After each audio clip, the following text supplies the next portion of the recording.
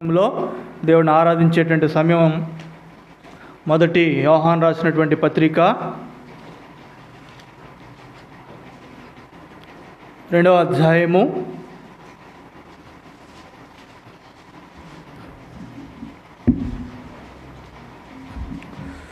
2వ వచనాన్ని అందరం కలిసి చదువుకుందాం.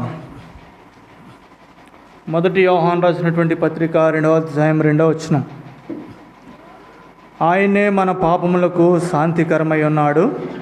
మన పాపములకు మాత్రమే కాదు, సర్వలోకమునకును శాంతికరమై ఉన్నాడు. మరొక పర్యాయం చదువుకుందాం. ఆయనే మన పాపములకు శాంతికరమై ఉన్నాడు. మన పాపములకు మాత్రమే కాదు, సర్వలోకమునకును శాంతికరమై ఉన్నాడు.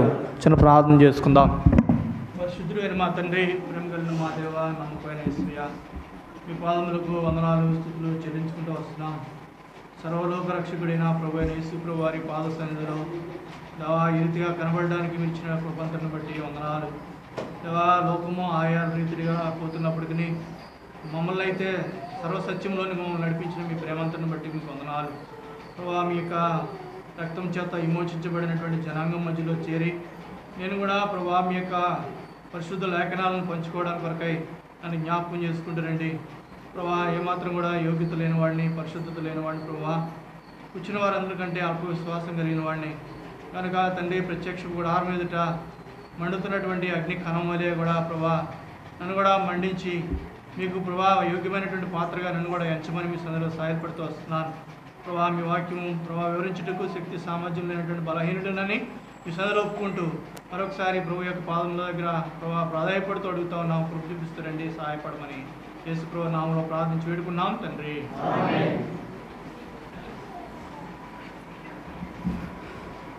మనం ఇక్కడ చదువుకున్నటువంటి భాగమును మనం గమనించినట్టయితే యోహాను రాసినటువంటి మొదటి పత్రిక 2వ అధ్యాయము 2వ వచనము. ఇక్కడ ఏం రాయబడుతుంది మనం చదువుతూ వచ్చినాం. ఆయనే మన పాపములకు శాంతికరమై ఉన్నాడు. కింద పుట్టినోట్లో రాయబడింది ఏంటంట, ప్రాయశ్చిత్తమై ఉన్నాడు. ప్రాయశ్చిత్తం అంటే ఏంటి చెప్పండి ఎవరైనా? ప్రాయశ్చిత్తం అంటే పాపమునకు ప్రాయశ్చిత్తం. మరి యేసుప్రభు పాపం చేయలేదే? యేసుప్రభు పాపం చేసినాడా? ఇప్పుడు ఇక్కడ రాయబడి మనం చదివింది అర్థమైందా మీకు? మరొకసారి నేను చదువుతాను చూడండి. ఆయనే మన పాపములకు ఎలా ఉన్నాడంట? శాంతికరమై ఉన్నాడు. మన పాపములకు ఆయన అనగా ప్రభు అయిన యేసుక్రీస్తు ప్రభువారు ఎలా ఉన్నాడంట? శాంతికరమై ఉన్నాడు. కిందనే రాయబడుతూ వచ్చింది ప్రాయశ్చిత్తమై ఉన్నాడు. అనగా మన పాపములకు ఆయన ఏమైనాడు అనగా క్రయం చెల్లిస్తూ వచ్చినాడు. మనకు బదులుగా ఆయన ఏమైనాడంట? మరణిస్తూ వచ్చినాడు. ఇక్కడ ఏ రాయబడుతూ వచ్చిందంటే ఆయనే మన పాపములకు, ఇంకొక మాట అక్కడ ఏమైంది, శాంతికరమై ఉన్నాడు. శాంతి, సమాధానకరమైన దేవుడు, శాంతికర్త అయినటువంటి ప్రభు. దేవుడికి ఎన్నో పేర్లు ఉంటా వచ్చినాయి ఏమండి. గొర్రె పిల్ల అయినటువంటి ప్రభు, యోధా గోత్రం సింహంగా రానైనటువంటి దేవుడు, ఇలాగ 10 విధాలుగా పిలుస్తూ ఉంటాం ప్రభువుని. ఇప్పుడు ఇక్కడ చదివినటువంటి భాగాన్ని ఒకసారి జాగ్రత్తగా మనం గమనించినట్టయితే ఆయనే ఎవరి పాపముల నిమిత్తం అంటే మన పాపములకు ఎలా ఉన్నాడంట? శాంతికరమై ఉన్నాడు. ఈనాడు ప్రపంచంలో మానవులు, ప్రపంచంలో ఉన్నటువంటి అనేక మంది మనుష్యులు ఈ సమాధానము, శాంతి, నెమ్మది కలగడానికి కొరకై ఎన్నెన్నో విశ్వ ప్రయత్నాలు చేస్తూ ఉన్నారు. ఎంతో క్రయం చెల్లిస్తూ ఉన్నారు. ఎక్కడికెక్కడికో వెళ్తూ ఉన్నారు. ఎన్నెన్నో ప్రాంతాలు, హిమాలయాలకు వెళ్తూ ఉన్నారు. అక్కడ నెమ్మది, సమాధానము, శాంతి ఉంటుందని ఎక్కడికి వెళ్తున్నారంట? హిమాలయాలకు వెళ్తూ ఉన్నారు, తపస్సు చేస్తూ ఉన్నారు. ఇంకెక్కడికెక్కడికో సర్వలోకమంతా తిరుగుతూ ఉన్నాడు మానవుడు. అయితే ఇక్కడ ప్రభు అంటున్నాడు ఆయనే మనకు చూడండి, ఆయనే మన పాపములకు ఏమైనాడంట? శాంతికరమై ఉన్నాడు. దాని అర్థం ఏమిటి? మన పాప భారం అంతా ప్రభు అయిన యేసుక్రీస్తు ప్రభు వారి మీద వేసుకుంటూ వచ్చినాడు. ఆయన మన పాపములు క్షమిస్తూ వచ్చినాడు. కనుక ఇప్పుడు నెమ్మది వచ్చింది, సమాధానం వచ్చింది, సంతోషం వచ్చింది. అందుకని మనకు పాట ఉంది కదా, చెప్పనసఖ్యమైనటువంటి సత్యం. ఇవన్నీ ఎక్కడి నుంచి వచ్చినాయంటే ఆయన మన పాపములు ఏం చేస్తూ వచ్చినాడంట? క్షమిస్తూ వచ్చినాడు, ప్రాయశ్చిత్తాన్ని చేస్తూ వచ్చినాడు. మనకి మరుగుగా ఆయన బలియాగం అర్పించేటువంటి వాడిగా ఉంటూ వచ్చినాడు.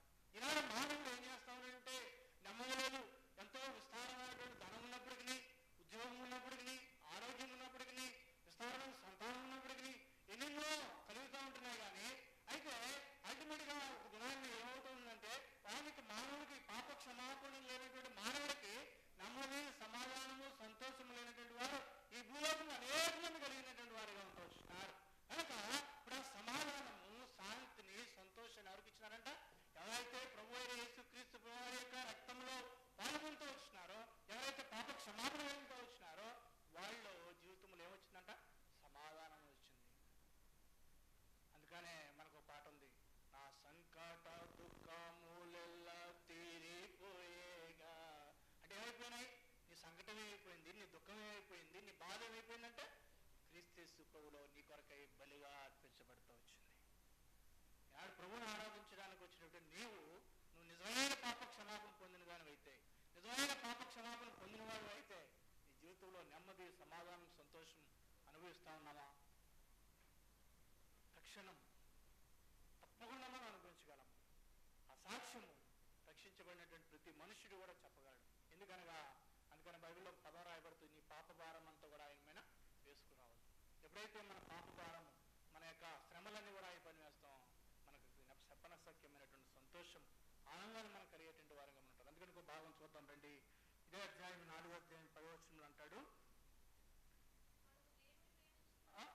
మనము దేవుని ప్రేమించటమని కాదు, తానే మనల్ని ప్రేమించి మన పాపములకు ప్రాయశ్చిత్తమై ఉండుటకు తన కుమారుని పంపెను. ఇందులో ఉన్నట ప్రేమయ్య. చూడండి, మనము దేవుని ప్రేమించటమని కాదు కానీ తానే ఏం చేశాడంటే మనల్ని ప్రేమిస్తూ వచ్చినాడు. మన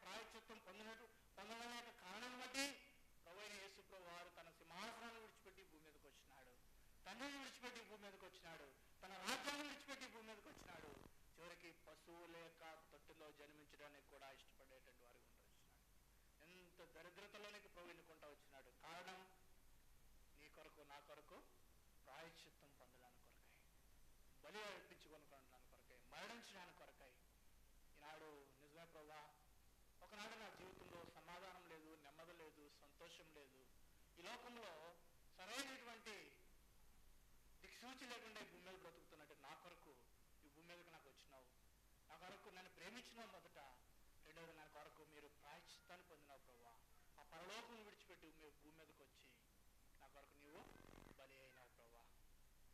ఎందుకంటే ఎవరు బలి అర్పించగలరు? కొన్ని దినాల కిందట మేము విశాఖపట్నం వెళ్ళాం. విశాఖపట్నం వెళ్తే ఒక పెద్ద ఆయన 70 సంవత్సరాలు ఉంటాయి, భార్యకి బాగాలేదు, హాస్పిటల్ తీసుకొని వచ్చినారు. హాస్పిటల్ తీసుకొని వస్తే 2 కొడుకులు కుమార్తె ఉన్నారు ఆయనకి. హాస్పిటల్లో ఉన్న వాళ్ళందరూ అన్నారు, ఏమయ్యా అంత వయసు వచ్చింది, పిల్లలు ఎవరైనా వచ్చి ఉంటే బాగుండేది కదా అంటే ఆయన ఏడుస్తున్నాడు. పెద్ద కొడుకు వచ్చినాడండి, జాయిన్ చేసి వెళ్ళిపోయాడు. చిన్న కొడుకు వచ్చినాడు, ఒక రోజు ఉండి వెళ్ళిపోయాడు. నేనైతే నా భార్య కదా, వివాహం ఆడినప్పుడు పెద్దల సమక్షంలో నేను ప్రమాణం చేసినాను, కష్టమందును సుఖమందును మరణం విడిచినంత వరకు నీ చేయి విడనని ప్రమాణం చేసినాను, కనుక నాకైతే తప్పదు కదా అని ఆమె యూరిన్ వేస్తే యూరిన్ తీసుకెళ్లి బాత్రూంలో పోసేవాడు. పనిచేసేటువంటి డాక్టర్లు ఆడపిల్లలందరూ కూడా కనికరించి ఆయనతో కూడా వాళ్ళు కూడా ఏడ్చినారు. చూడండి, తండ్రి యొక్క ప్రేమ అంటే భార్య భర్తల యొక్క ప్రేమకే, వివాహం యొక్క బంధానికి అంత అనుబంధం ఉంటే, నీ తల్లి గర్భంలో రూపింపబడక పూర్వమనే నీ అనాదికాల సంకల్పంలోనే దేవుడు మనల్ని ఏర్పరచుకున్నటువంటి దేవుడు నీ కొరకు నా కొరకు ప్రాయశ్చిత్తం పొందడానికి ఎక్కడ జన్మించినాడంట? పశువుల శాలలో. చివరికి ఆ పెద్ద ఆయన అన్నాడు, ఒక 70 గజాల ఇల్లు ఉందండి, ఆ ఇల్లు ఎవరి పేరు మీద రాస్తే వాళ్ళు చూస్తారట. మా భార్య ఏం చేసేదంటే మాకు క్యారేజ్ ఇచ్చేవాళ్ళు రోజు, మేము వాళ్ళు తినడానికి కూడా తిండుండేది పాపం. కార్పొరేట్ హాస్పిటల్లో ప్రివైజ్యం కనుక వాళ్ళు చూసేవారు, ఈమె ఏం చేసేది క్యారేజ్ వాళ్ళకి ఇచ్చేవారు. ఆమె చెట్టు చివరి వచ్చేటప్పుడు అన్నారు, మా కుమారుడు కొడుకు కూతురు ఎవరు కూడా మనం చూడలేదు కానీ మీరు మమ్మల్ని ఆదరించినారయ్యా అంటే, ఏమంది యేసుప్రభువు నమ్ముకోయా అని మా భార్య కొంచెం స్వార్థ చెప్పి అంటే, లోక సంబంధమైనటువంటి భార్యాభర్తలకి అంత బంధం ఉండి 35-40 సంవత్సరాలు కాపురం చేసేటటువంటి అనుబంధంలో ఉన్నటువంటి భర్తే భార్యను అంతగా ప్రేమిస్తే, భార్య భర్తను అంతగా ప్రేమిస్తే, నీ పరలోకపు తండ్రి నిన్ను నన్ను ఎంత ప్రేమించుంటాడండి? నాకు అక్కడ రాయబడినాడు కదా, ఏమన్నాడు? మీరు నన్ను ప్రేమించలేదు కానీ దేవుడు మనల్ని ఏం చేసినాడంట? ప్రేమిస్తూ వచ్చినాడు. కనుక నువ్వు దుఃఖంలో ఉండాలని కానీ, నువ్వు నరకయాతను అనుభవించాలని కానీ, నువ్వు పాతాళ అగ్నిగుండాలకు పోవాలని కానీ దేవుని యొక్క చిత్తము కాదు. అందుకనే ఆయనే తండ్రి సింహాసనాన్ని విడిచిపెట్టి భూమి మీదకి వచ్చినాడు, తన రాజ్యాన్ని విడిచిపెట్టి భూమి మీదకి వచ్చినాడు, తన యొక్క సమస్తాన్ని విడిచిపెట్టి భూమి మీదకి వచ్చి మన కొరకు ఏమైనాడంట? ప్రాయశ్చిత్త బలిగా అర్పించబడతా వచ్చినాడు. That is the Jesus Christ love. పరమకు ప్రభు అయినటువంటి యేసుక్రీస్తు ప్రభు వారి యొక్క ప్రేమ, దాన్ని మనం గమనిస్తూ రావాలి. నిజమే ప్రభా, నా జీవితము ఏమాత్రము ఏమీ యోగ్యత లేని వాడిని మీరు నన్ను ప్రేమించి నా కొరకు బలిగా అర్పించబడుతుంది. కింద ఒక మాట నచ్చదన్నది చివరి పాట, ఇందులో ఏమన్నదంట? ప్రేమ ఉంది. దేవుడు అందుకనే ప్రేమ సమస్తాన్ని కప్పుతూ వస్తూ ఉంటుంది, ప్రేమ ద్వేషాన్ని తీసివేస్తూ ఉంటుంది, ప్రేమ మనకున్నటువంటి అన్నింటినీ కూడా తీసేస్తూ ఉంటుంది. కనుక దేవుడు అంతగా ప్రేమిస్తూ వచ్చినాడు, దేవుడు అంతగా గణపరుస్తూ వచ్చినాడు. కనుక మనం ఏమాత్రం మనం దేవుని యొక్క ప్రేమ పొందడానికి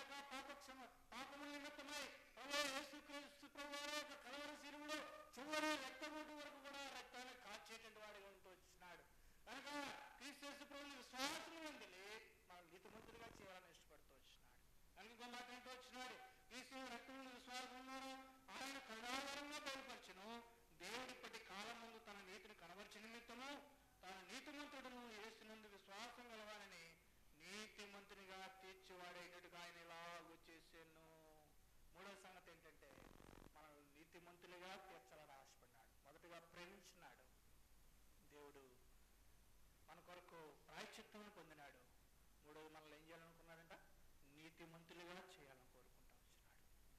మనం పాపములో ఉన్నటువంటి మనల్ని, అపరాధంలో ఉన్నటువంటి మనల్ని, నీతి లేనటువంటి మనల్ని ఆయన రక్తం చేత కడిగి మనల్ని ఏం చేసినాడంట? నీతిమంతులుగా చేస్తూ వచ్చినాడు. మూడో సంగతి ఏంటంటే ఆయన రక్తం చేత మనల్ని కడిగి పవిత్రపరిచి మనం నీతిమంతులుగా చేసినాడు. నాలుగో సంగతి చూద్దాం రండి. మొదటి కొరింథీయులకు రాసిన పత్రిక 5వ అధ్యాయం 18వ వచనం. మొదటి కొరింథీయులకు రాసినటువంటి పత్రిక 5వ అధ్యాయం, క్షమించండి, 2వ కొరింథీయులకు రాసిన పత్రిక 5వ అధ్యాయము 18, 19వ వచనం. సమస్తము దేవుని వల్లైనవి, ఆయన క్రీస్తు ద్వారా తనతో సమాధానపరుచుకొని ఆ సమాధానపరిచి పరిచర్యకు మాకు అనుగ్రహించును. అదేమనగా దేవుడు వారి వారి అపరాధములు వారి మీద మోపక క్రీస్తునందు లోకమును తనతో సమాధానపరుచుకొనుచు ఆ సమాధానమును వాక్యము మాకు అప్పగించును. ఇది ఇక మనకు కావాల్సింది ఏంటంటే, మొట్టమొదటి సమస్తమును దేవుని వలన అయినవి. ఇవన్నీ కూడా దేవుడు సృష్టించినటువంటివి. మొదటిది. రెండోది అక్కడ ఆయన మనలను క్రీస్తుతో తనతో సమాధానపరచుకుని, క్రీస్తు ద్వారా. అంటే ఇప్పుడు మనము ఎలాగైనా కానీ ద్రాక్ష తీగ ద్రాక్షవల్లిలో ఉంటేనే కానీ అది వర్ధిల్లదు. అలాగే మనం కూడా త్రూ ద క్రీస్తు లేకుండా మనం ఏమి చేయలేము. యేసు క్రీస్తు ప్రభు ద్వారానే మనము దేవుని రాజ్యాన్ని చేరగలం. ఇక్కడ ఏం చెప్తూ వచ్చినాడంట? క్రీస్తు ద్వారా తనతో ఏం చేసినాడంట? సమాధాన పరుచుకుంటూ వచ్చినాడు. ఇప్పుడు ప్రభు యేసు క్రీస్తు ప్రభు యొక్క మరణ బలియాగము ద్వారా నాలుగోది మనకేమొచ్చిందంట? సమాధానం దేవుడు అనుగ్రహించాడు. మూడోది ఇందాక మనం చూస్తూ వచ్చినాం. ఏం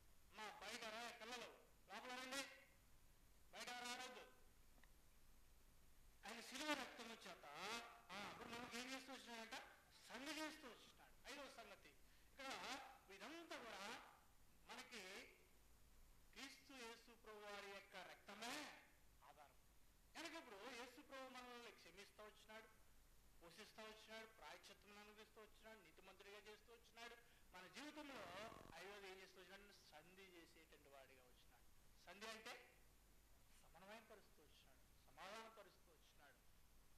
అందుకని ఇంకో మాట అన్నాడు చూడండి, ఆయనందు సర్వ సంపూర్ణత నివసింపవల్లని ఆయన శిలువ రక్తం చేత సంధి చేసి ఆయన ద్వారా సమస్తమును ఎక్కడనమాట భూలోకమును పరలోకమును వాటన్నిటిని ఆయన ద్వారా తనతో సమాధానపరుచుకొని ఇవ్వాలని తండ్రికి ఏమైనాడ అవే ఇష్టమాయను అనగా తండ్రికి ఇష్టమవుతూ వచ్చింది. మన జీవితంలో మన యొక్క వ్యక్తిగతమైనటువంటి జీవితాల్లో దేవుడికి ఇష్టమైనది మనం రక్షించాలని కానీ, మనం పోషించాలని కానీ, మనం ప్రేమించాలని కానీ, మనం నీతిమంతుడిగా చేయాలని కానీ దేవుడికి ఇష్టమైనటువంటిదిగా ఉంటూ వచ్చింది. ఆ కారణాన్ని బట్టే అనేక పర్యాయాలు మనం ఎన్ని దుర్మార్గంగా జీవించినా, మనం ఎంత ఇష్టానుసారంగా జీవించినా కూడా దేవుడు క్షమించేటువంటి వాడిగా ఉంటూ వస్తూ ఉన్నాడు. చివరిగా ఒక మాట చెప్పి మన ఆరాధనలోకి మనం వెళ్దాం రండి. హెబ్రీ పత్రిక 2:17-18. హెబ్రీ పత్రిక 2వ అధ్యాయం 17-18 వచనాలు. అవునా ఆ ప్రజల పాపములకు పరిహారం కలుగుటకై దేవుని సంబంధమైన కార్యముల్లో కనికరమును నమ్మకము గల ప్రధాన యాజకుడి నిమిత్తం అన్ని విషయముల్లో ఆయన తన సహోదరుల వంటి వారు కాల్సి వచ్చిన తన శోధింపబడి శ్రమ పొందిన శోధింపబడిన వారికి సహాయం చేయగలవాడై ఉన్నాడు. చూడండి, కావున తన ప్రజల పాపములకు పరిహారము కలుగుచేయుటకై ఆయన ఏం చేస్తూ వచ్చినాడంట, దేవుని సంబంధమైన కార్యములో కనికరమును నమ్మకము గల ప్రధాన యాజకుడి నిమిత్తం అన్ని విషయాలు ఆయన తన సహోదరుల వంటి వాడు కావాల్సి, అంటే మన వంటి వాడు కావాల్సి వచ్చిన సర్వాధికారి అయినటువంటి దేవుడు ఈ భూమి మీద ఎలా వచ్చినాడంట, మానవుడిగా వచ్చినాడు, రిక్తుడిగా వచ్చినాడు. మనకునే కోపం ఆయనకు ఉంటుంది, మనకునే ఆశలు ఆయనకు ఉంటాయి. కానీ వాటన్నిటినీ జయించి యేసు ప్రభు శిలువలో మరణాన్ని కొట్టివేసి మృత్యుంజయుడై తిరిగి లేచినటువంటి వాడిగా ఉంటున్నాడు. ఓ మానవుడా, నేను కూడా బ్రతికి జీవించినాను, నేను కూడా పాపాన్ని జయించినాను, నేను కూడా భూమి మీద మానవుడిగా నీవంటే శరీరమే నేను కూడా కలిగి ఉన్నాను, నీవంటే ఆశలో నేను కూడా కలిగి ఉంటూ వచ్చినాను, నీవంటే స్వభావంలో నేను కూడా కలిగి ఉంటూ వచ్చినాను. వీటన్నిటినీ జయించి శిలువలో మరణించి సమాధి చేయబడి మృత్యుంజయుడై తిరిగి లేచుతున్నాను కనుక ఆ రీతిగా నువ్వు కూడా కలిసి జీవించు అని ప్రభు మనకి సెలవిచ్చేటటువంటి వాడు ఉన్నాడు. యేసు ప్రభు కూడా మానవుడే, యేసు ప్రభు కూడా శరీరం కలిగిన వాడే, యేసు ప్రభు కూడా అన్ని యొక్క హావభావాలు కలిగినటువంటి వాడే. కానీ వాడిని ఏం చేసినాడంటే సమాధిని గెలిచి తిరిగి లేచిన వాడిగా ఉంటాడు. ఈనాడు వ్యక్తిగతమైన మన జీవితంలో దేవుడు 500 అనుభవాలను మనం తీసుకొని వచ్చినాడు, మన కొరకు మరణించినాడు, తిరిగి లేచినాడు. ఈనాడు చనిపోతే దేవుని రాజ్యంలో కూర్చొని పెట్టడానికి ఇష్టపడుతూ ఉన్నాడు. కనుక ఇప్పుడు మన బాగానే చదువుకొని మనం ఆరాధనలోనికి వెళ్దాం రండి.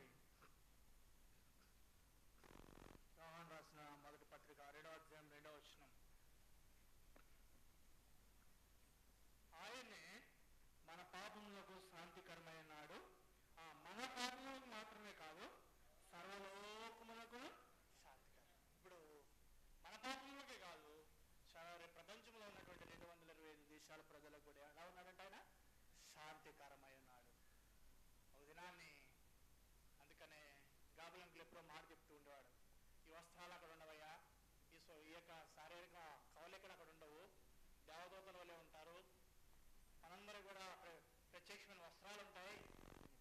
కనుక ప్రపంచం అంతటికీ దేవుడు ఎలా